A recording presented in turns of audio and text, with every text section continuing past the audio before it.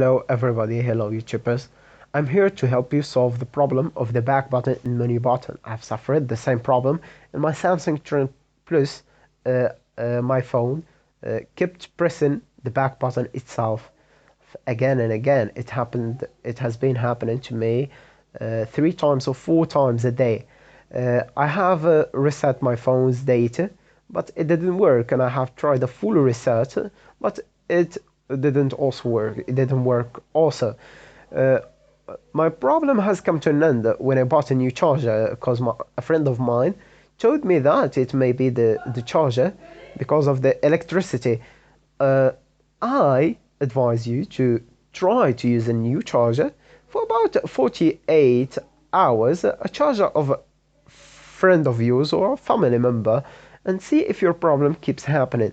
Uh, Maybe the problem is the electricity doesn't go well through a second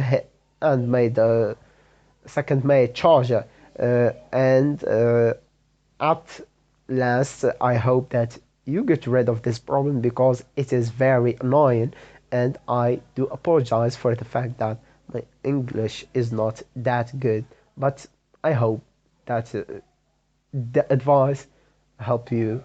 That's the most important thing, and thank you.